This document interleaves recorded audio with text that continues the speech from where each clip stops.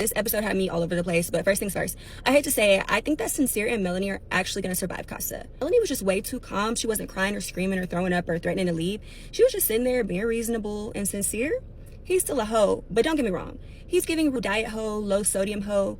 He ain't been moving nearly as crazy as I expected. Now let's get into these Casa girls because production actually clocked in this year. Every single one of them is pretty and they all have really good personalities, but Alana Mama, I heard you had some allegations floating around and don't think we didn't notice you skipping every black man during that intro.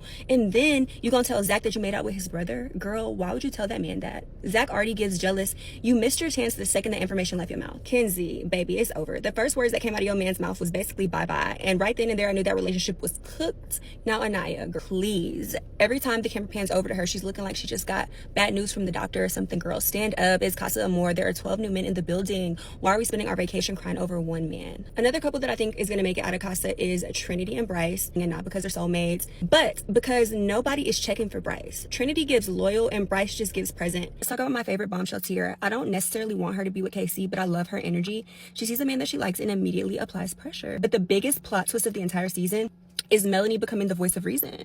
Melanie, the same woman that used to crash out on every episode, is now over here giving relationship advice and talking sense into the girl. Anyway, those are my predictions, and if you think I'm wrong, don't argue with me, argue with the numbers. I already made my Love Island predictions on Kalshi, where you can literally predict on what you think is going to happen next. So if you're as invested in this mess as I am, download Kalshi and put your predictions where your mouth is.